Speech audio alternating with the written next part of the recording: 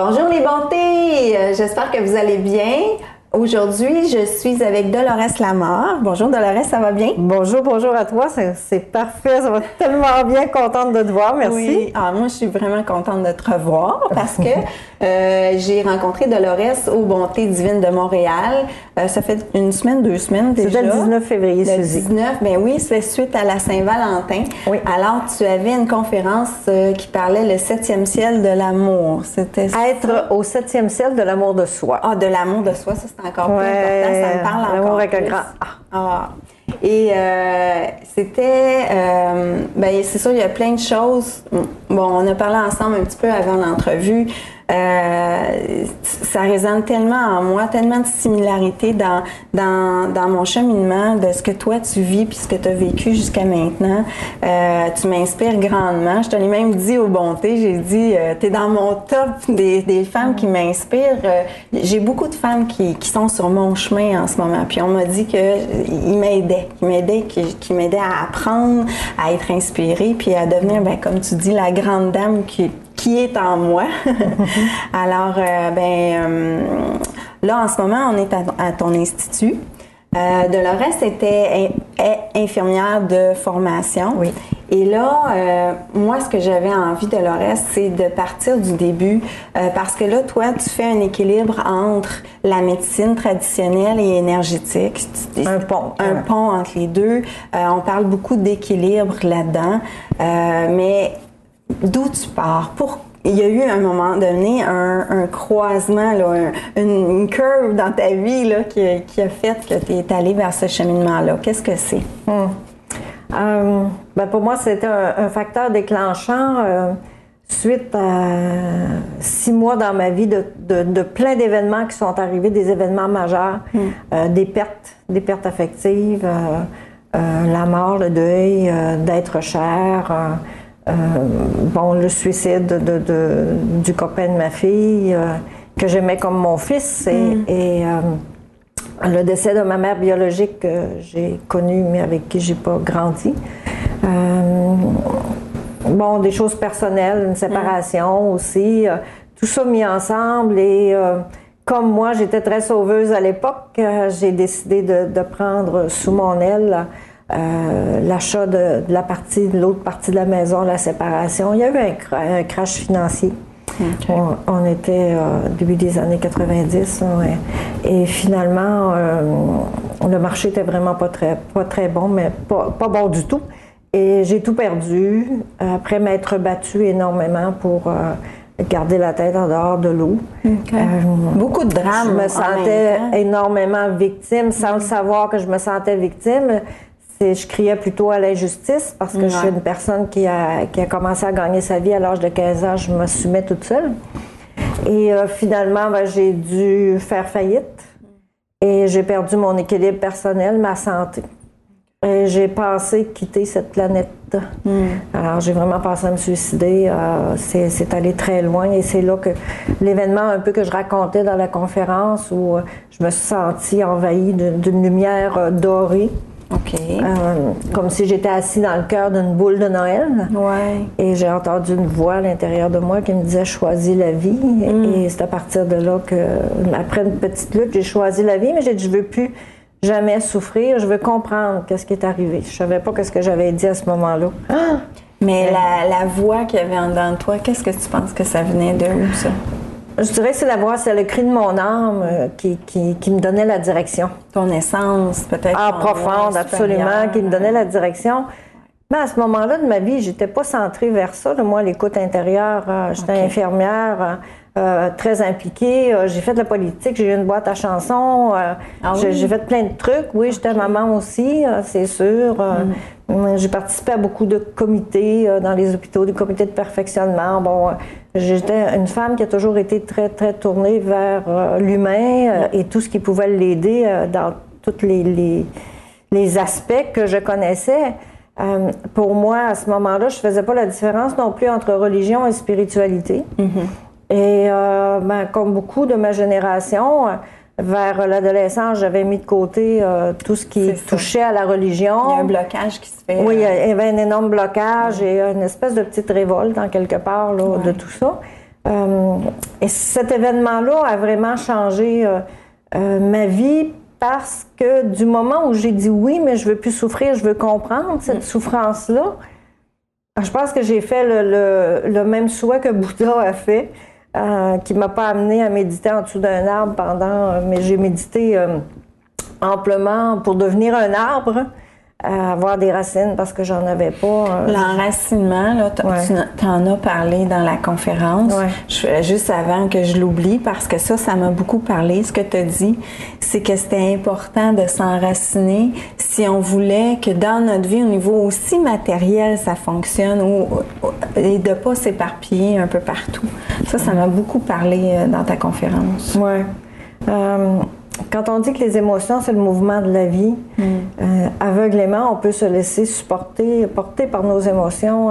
Donc, on réagit plutôt que de prendre position. Et quand on enseigne le ici et maintenant, et le moment présent et tout ça, c'est aussi d'être présent à soi, d'être ancré dans la matière. On peut être présent dans le moment qui est là, mais ça ne veut pas dire qu'on travaille d'être présent dans notre corps, qu'est-ce que je fais, qu'est-ce que je suis, qui je suis, qu'est-ce que je veux, vers où je m'en vais. C'est ça, l'enracinement? C'est plus qu'être dans le moment présent. C'est vraiment de sentir une connexion à l'intérieur de moi avec tout ce qui m'entoure, avec mon corps aussi, que j'ai tant mis de côté pendant des années, parce que je veux, c'est pas important, un corps, là, c'était plus pour le critiquer que n'importe quoi. Puis, c'est ça, c'est de sentir que j'appartiens à la Terre, que la Terre peut me donner quelque chose. Puis, dans ce chemin-là, de développer ces racines-là, mais justement, ça m'a amené à apprendre à recevoir de la Terre. Parce que moi, j'étais quelqu'un qui donnait, mais de recevoir, c'était hyper difficile. Puis, je peux pas dire qu'encore aujourd'hui, j'ai développé ça comme un réflexe, là. Ça m'arrive, des petites rechutes. Puis ça débalance la personne si elle ne fait que donner. C'est l'équilibre dans tout, hein? Dans tout.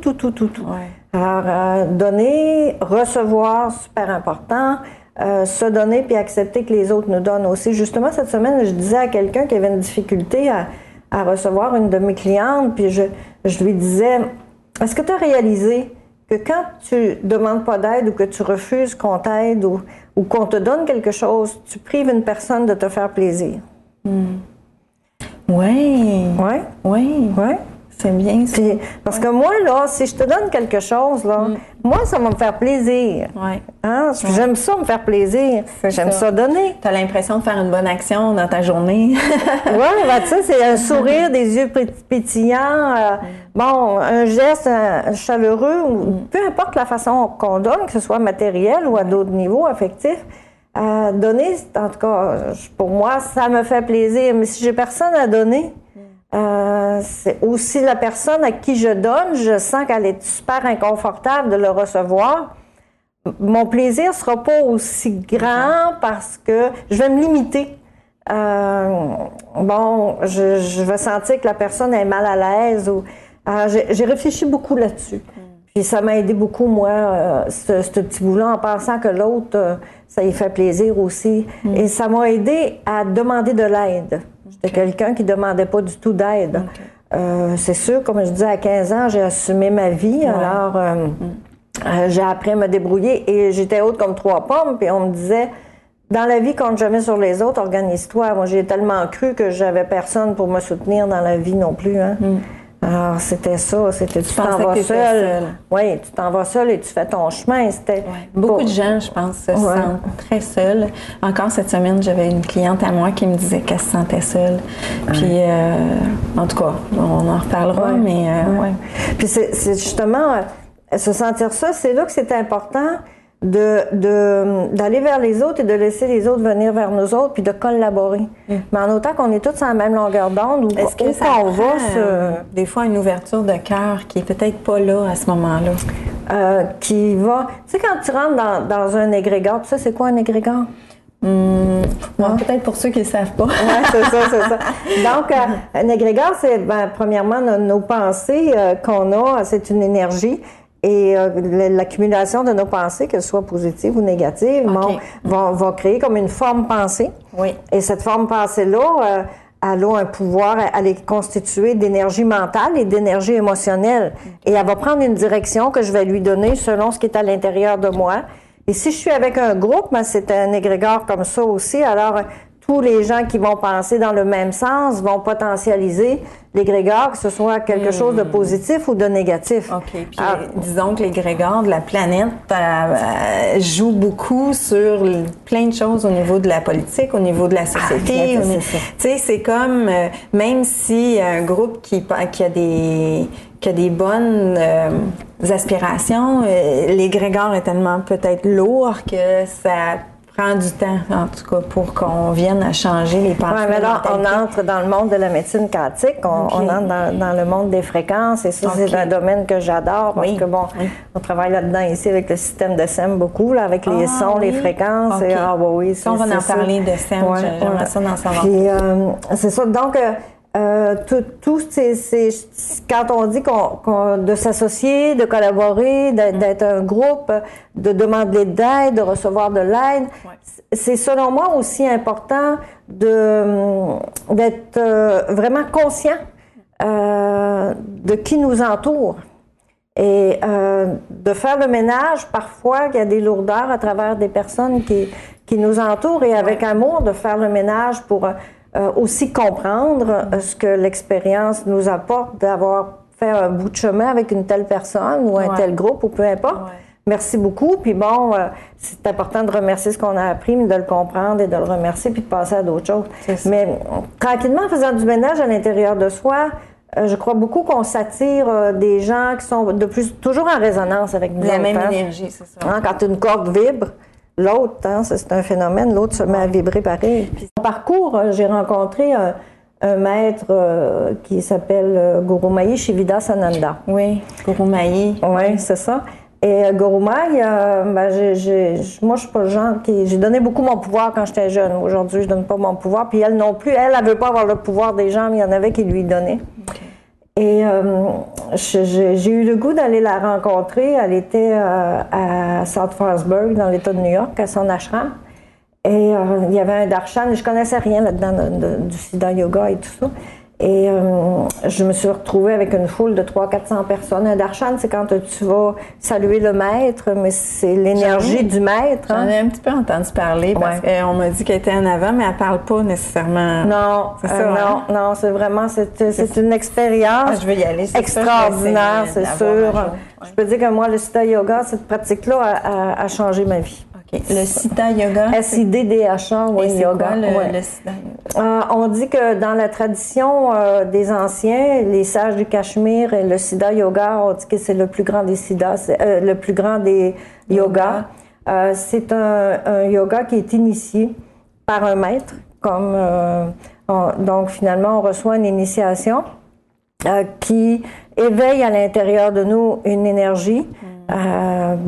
C'est sûr qu'on parlait de Kundalini, tout ça, mais ça éveille une énergie d'amour puissante qui nous aide à nous aligner avec notre divin, notre soi intérieur, et nous aide à voir plus clair. La lumière allume, on commence à voir plus clair.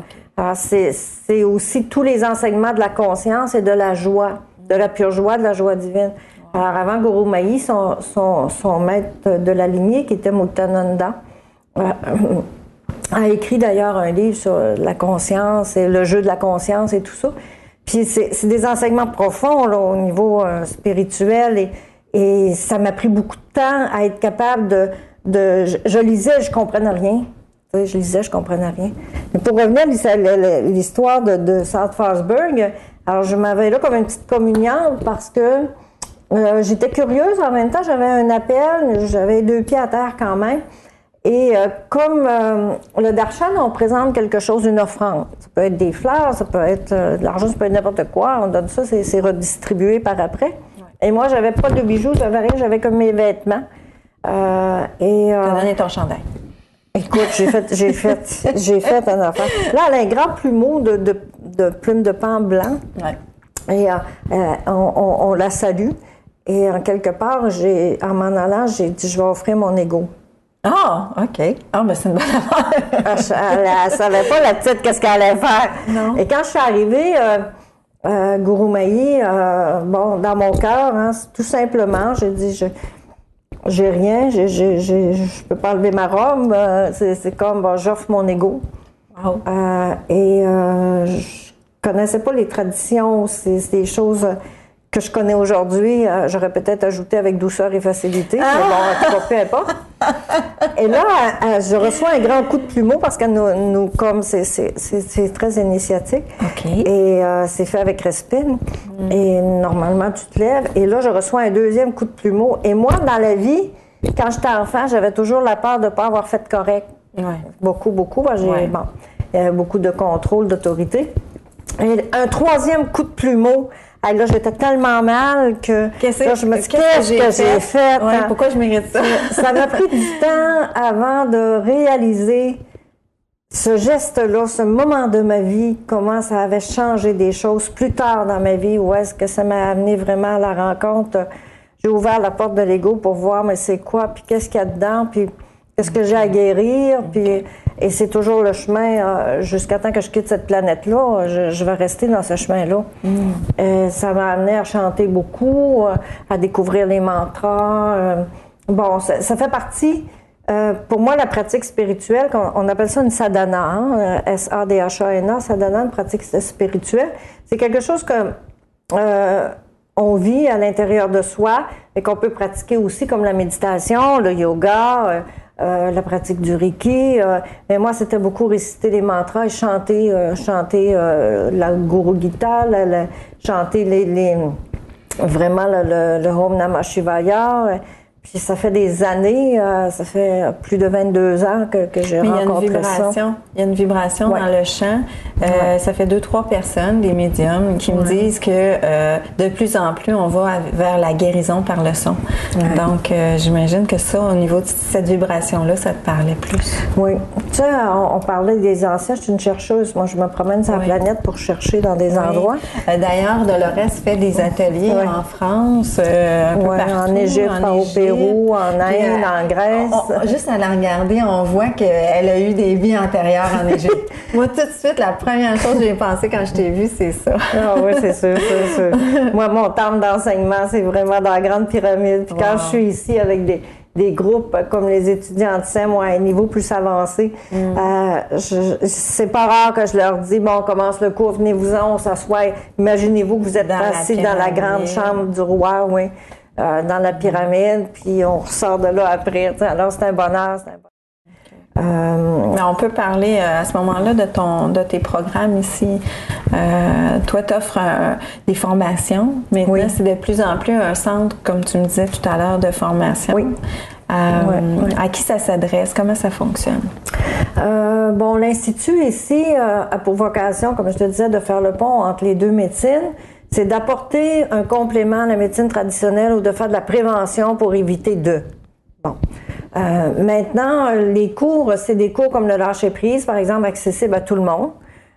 J'ai des jeunes dans 17, 18, 20, jusqu'à passer 70 ans qui ont le goût de faire un pas dans cette recherche à l'intérieur d'eux. Dans le cours de lâcher-prise, il y a des outils, des prises de conscience.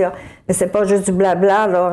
J'aurais pas 50 personnes dans une salle de lâcher-prise parce que on y va plus en profondeur et moi, j'aime me sentir avec les gens aussi puis être capable de les amener un peu plus loin, énergétiquement parlant aussi. Toi, c'est selon ce que tu as eu comme bagage, comme formation. Qu'est-ce que tu as... ça s'est développé avec...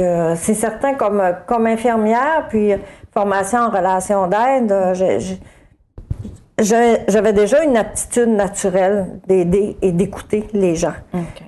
Ensuite, il suffit comme d'acquérir des outils, des moyens de venir potentialiser ces aptitudes qui sont en soi. Puis à l'expérience de vie, où j'ai tellement eu de difficultés dans ma vie, je peux dire, j'ai pas eu une vie facile et dorée. J'ai eu à me débattre, à me débrouiller. Puis j'ai des belles personnes qui sont venues. Puis moi, j'apprends beaucoup aussi par l'observation. C'est venu aussi m'aider. Puis tout le chemin de vie qui est là. Et aussi, mais comme veux pas, j'ai développé la canalisation en transe profonde. Cette expérience-là m'a permis de recevoir beaucoup d'enseignements pour ma propre évolution personnelle, mieux me comprendre. Et par résonance viennent à moi des gens souvent qui ont des blessures et des forces semblables aussi.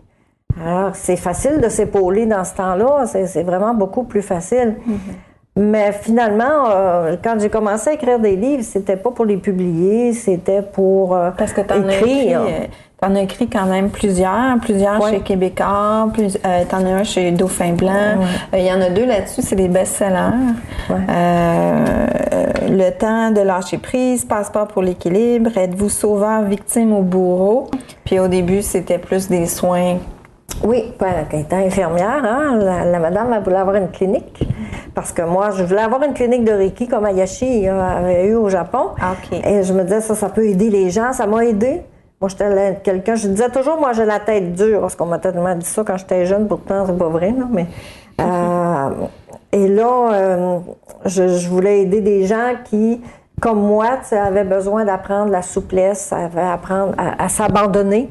Pas à abandonner, mais à s'abandonner. C'est ça. Puis là, finalement, on a fait, toute seule, je dis on, moi puis l'énergie qui m'habitait, mais toute seule dans la matière. J'ai commencé à donner des soins complémentairement à ce que je faisais, mon travail d'infirmière. Aussi, à travers de ça, j'ai eu un poste de direction des soins infirmiers pour la congrégation des Sœurs de Notre-Dame avec vraiment une mission très importante de réorganisation. Que tu sois avec des sœurs. Oui, mais moi, je suis une fille de structure. Alors, je crée des structures, puis eux avaient besoin. Puis les religieuses ont toujours eu dans ma vie un rôle important. Je sais que dans des vies passées, absolument, j'étais probablement une supérieure ou sinon l'adjointe, c'est à peu près sûr. Mais bon, moi, j'ai apprécié, ça m'a aidé à guérir ma petite enfance où j'avais vécu des choses peut-être plus difficiles auprès des religieuses parce que j'ai été pensionnaire aussi. Et à ce moment-là, j'avais pas vraiment une famille, alors c'est ça aussi.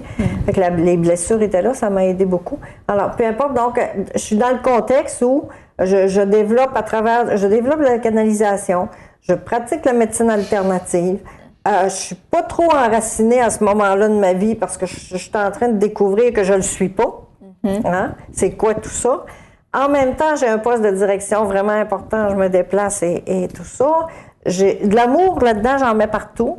J'aime ce que je fais, j'ai toujours aimé. J'accepterai jamais de toute façon de faire quelque chose que j'aime pas. Ça, c'est clair.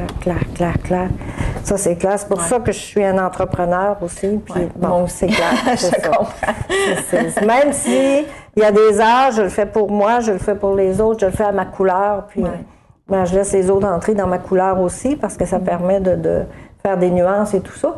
Mais bon, et la clinique, c'est ce que je voulais. Et j'ai commencé à donner des soins. Ensuite, il y a eu la canalisation qui a commencé à prendre plus de place. Alors, j'ai commencé à donner des enseignements en canalisation à des groupes, des enseignements sur qu'est-ce qu'un guide, comment on rencontre les guides, c'est quoi, toutes des choses que moi-même je croyais pas. C'était incroyable. Un des premiers enseignements en canalisation profonde, ça a été la reconnaissance de l'aide. Et moi, j'en avais 0 plus une barre de reconnaissance pour moi. Reconnaissance de l'aide? L'être. De la soi. Oui. La reconnaissance. Là, j'apprenais, je tombais de haut parce que c'était c'est quoi ça? Et bon, etc. Et, ça a évolué. J'ai commencé à faire à travers de ça les voyages ateliers, donc j'allais enseigner à l'extérieur aussi, mais avec des gens du Québec.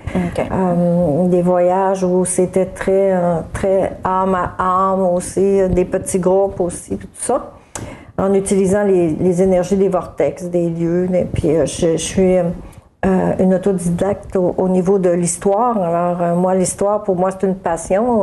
Autant de la Mésopotamie que de l'histoire qui est plus contemporaine, et de voir l'histoire du monde, de l'humanité, de faire aussi des liens entre les cultures. J'ai étudié le culte du soleil. C'est ça qui m'a amené jusqu'à Isis aussi. Et bon, toutes des choses qui me passionnent. Et les gens qui viennent avec moi, ben, c'est des gens qui aiment ça aussi. Puis bon, ben là, c'est SEM, je me suis assise, puis là, j'ai dit, moi, OK, je vais... J'en avais parlé un peu à des gens qui faisaient d'autres formes de cours avec moi, en canalisation, où j'enseignais aussi le Reiki à travers de ça, parce que ça aussi, ça a été un chemin. Okay. Et les gens avaient développé une confiance en moi, puis moi aussi, j'apprenais à me faire confiance, mais il y a une chose qui était claire pour moi, le pouvoir des gens, j'en veux pas. J'ai assez de travailler sur mon propre pouvoir que je veux les aider à trouver le leur aussi, parce que ça fait du bien quand on se reconnecte. Hein? Ouais. Puis les gens m'ont fait confiance, je lève leur chapeau, je les appelle la Ligue du Vieux Poil. Puis j'ai encore beaucoup de ces gens-là qui gravitent autour de moi aujourd'hui. Là-dedans, j'ai même des formateurs qui ça fait 10 ans, 11 ans, 12 ans et tout ça. Et on a commencé une année de SEM. Alors, les cours... des interventions qui étaient à partir de mon bagage que je connaissais, ajusté selon ce que le rayon d'or me disait de travailler. C'est sûr que c'est un système initié. Donc, initié, ça veut dire que l'énergie n'est pas manipulable. Elle est là pour ce système-là. Si on change quelque chose, elle n'est plus ce système-là. Et en même temps, ben, ça fait un chemin. C'est s'aimer pour mieux semer. Donc, on s'en sort pas, là, je veux dire, si on veut aider les autres, on a besoin d'apprendre à s'aider. Dans ce cours-là, on touche à la géométrie sacrée, on touche, c'est sûr, à tout le monde de l'astral, des entités, du parasitage et déparasitage, de tout comment l'énergie circule, comment développer les lectures pour poser des diagnostics énergétiques et des interventions qui vont aller en lien. Il y a des plans de soins, de la relation d'aide. Le cours est reconnu par le gouvernement fédéral, provincial. Maintenant, il est très structuré. Il y a des examens. C'est laborieux là, pour... Les gens qui viennent faire cette formation-là l'utilisent dans leur pratique. Je sais pas moi, si mettons ils sont massothérapeutes, ils peuvent faire ça aussi en même temps ou comment? Ils vont le faire complémentairement parce que bon, si tu fais un massage, tu peux faire un massage et faire du Reiki en même temps si tu veux. Bon, alors que SEM, non, tu vas faire, si tu as une clientèle tranquillement, il y a des besoins, alors il y a une façon de les amener, oui. Si on a le goût de découvrir l'approche énergétique un petit peu plus avancée, donc à avoir ces soins-là. C'est ça, c'est comme plus avancé que juste un cours de Reiki. Oui, c'est plus spécialisé. Mais ceci dit, le Reiki a sa propre énergie et c'est vraiment un grand cadeau dans notre vie. Et c'est d'autres, comme il y a plusieurs formations autour de la planète qui se donnent, mais je voulais bien humblement créer une école où il y a des assises, il y a une structure, il y a un programme et on évolue là-dedans, c'est sûr. Tout le groupe, les formateurs. Alors, pour être un formateur, après avoir fait la première année, il y a 3 ans. Puis si après ça, il y a un niveau de maîtrise plus élevé qui est 2 ans de maîtrise après avoir enseigné une année pour pouvoir prendre la direction d'une école. Il y a une école à Rimouski maintenant. Ton école à toi? C'est de l'Institut, mais c'est des formateurs qui habitent Rimouski maintenant qui donnent le cours de SEM. Okay. Puis j'espère bien pouvoir l'agrandir. Et comme je disais avant l'entrevue, là, on m'a demandé cette semaine pour développer le programme en Europe. Alors je vais voir parce que c'est beaucoup d'implications. Oui, c'est des gens quand même qui t'ont approché, qui avaient une certaine... notoriété au niveau de la médecine traditionnelle et du pont, des gens quand même solides là. Okay. C'est intéressant. Je vais prendre le temps vraiment de bien échanger avec ces personnes-là puis de trouver mon chemin parce que ça demande quand même du travail, beaucoup de travail et je peux pas faire ça toute seule, c'est certain. C'est certain. Je pense que pour terminer l'entrevue, aurais-tu une petite phrase pour les bontés, je sais pas, une petite phrase du cœur, quelque chose que tu aimerais partager?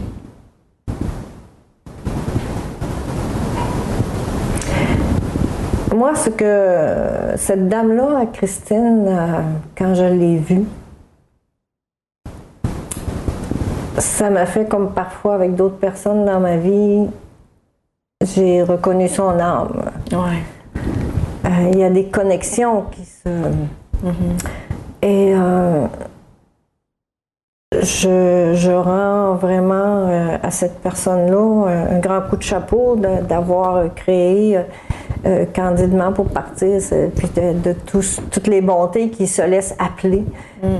Ce que ça me donne aussi, c'est que, comme image, c'est qu'il y a beaucoup plus de bontés qui sont en train de se révéler, qui étaient cachées, et ça permet de les sortir au grand jour. Ouais. Ça permet justement aux diamants de briller, puis de montrer sous le soleil que leur couleur est là, puis la force ensemble qui peut se dégager de ça. Ouais. Alors, c'est un mouvement qui est intéressant. En autant, bien entendu, qui demeure toujours au niveau du cœur. Et c'est ça, des fois, qui est plus difficile. Les bonnes intentions partent et pour tous les chefs de chacun de ces belles bulles-là, ouais. Je pense que ça va être un travail de conscience parce que c'est toujours... nous sommes des humains. Exact. Alors, donc, ça demande beaucoup ça. Ouais. Et je crois que c'est un mouvement d'amour et d'abandon et d'ouverture et de conscientisation de la force commune de ce groupe-là, en restant au niveau du cœur. Et voilà. Puis pour rester au niveau du cœur, il y a besoin de faire du travail sur soi. Tu as vraiment absolument raison. Et je crois, selon moi, que tout ce qui est enseignement et conférences doivent être vraiment sous toujours un seul chapeau, celui du cœur. Il se doit que dans chaque conférence, il y a un aspect au niveau du cœur et de se ramener ensemble. De l'importance de ça. Oui. Parce que c'est facile de glisser vers... j'ai quand même une business ou je veux vendre mon produit ou c'est très facile parce qu'il y a beaucoup de travailleurs autonomes puis je le comprends, mais oui, il faut se ramener à pourquoi en premier lieu je fais ce travail-là ou je suis ici pour inspirer les gens, c'est parce qu'il faut que ça parte du cœur. Puis ça touche beaucoup plus les gens quand cet objectif-là est tout de suite en place. Oui. Je voudrais pas terminer cette entrevue-là avant quelque chose qui me monte et qui me vient, que je sens qui est super important, que j'ai le goût de partager. Et on en a glissé juste un petit mot avant l'entrevue. Dans ce chemin-là, ça fait 22 ans cette année-là, j'ai découvert, que quand la mission s'anime en soi, il y a aussi la solitude qui s'installe. Un être qui fait, parce que on tombe aussi dans le faire de l'action, de la manifestation, il y a des actions, agir et tout ça. Le plus difficile, c'est vraiment de laisser vibrer en soi cette appartenance qui nous nourrit, cet espace spirituel, cette étoile qui est à l'intérieur de nous, puis qui est juste notre étoile. Et qu'on peut laisser grandir et rayonner. On peut amener des gens avec nous autour, mais si l'étincelle de notre étoile, parce qu'on est fatigué physiquement, moralement, ou qu'on vit des épreuves, des difficultés, si cette flamme-là de l'étoile baisse, tout ce qu'il y a dans l'entreprise peut risquer de baisser.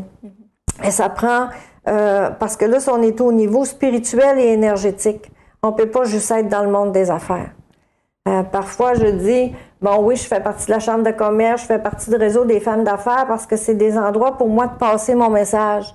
Moi, je me suis dit, donnez-moi une caméra, donnez-moi un micro, je prends le plancher puis je le passe le message, peu importe ce que je suis. Parce que je suis un passeur à ce niveau-là, je vais le passer le message. Mais en même temps, dans le monde des affaires, il y a des chiffres, il y a des choses sur lesquelles on peut s'appuyer qui sont terre à terre. Puis un entrepreneur, des fois, peut s'appuyer sur son équipe autour à ce niveau-là, puis ça va passer serré, mais ça va passer s'il y a de quoi qui bouge. En médecine énergétique ou dans nos projets de mission de vie, selon moi, je dis bien, je n'ai pas la science infuse, l'entrepreneur doit demeurer vraiment centré sur son cœur et en travail continu, je dirais perpétuel, de transformation intérieure, d'écoute intérieure, écoute du mental et de l'ego, écoute du cœur, refaire des choix, s'enraciner, c'est un travail à temps plein. Alors, si on n'est pas prêt de s'investir là-dedans, je pense que ça ne vaut pas l'illusion, ça serait une illusion de vouloir entrer dedans. C'est est-ce que je suis prête, est-ce que je dis oui, parce que dans la petite voix d'Eileen Cady, il y a un moment donné, dans une canalisation qu'elle a écrite, il dit, Dieu dit, quand je mets ma main sur toi, je vais l'enlever juste quand je saurai que tu es assez fini. Ça veut dire que tu es assez raffiné, que je t'ai conduit jusqu'à... Et j'y crois à ça. J'y crois à ça. Jusqu'à temps que le diamant soit bien poli. Oui, c'est un engagement. Ouais. C'est un engagement envers soi. Et il doit se vivre non pas dans la victime, dans la lourdeur, mais dans la joie. Mais il reste qu'il y a des périodes qui sont lourdes, qui sont difficiles, parce que l'entrepreneur guérit avec son entreprise. Et faut prendre des vrais mots aussi. On est dans la matière. Alors, une entreprise, ça existe.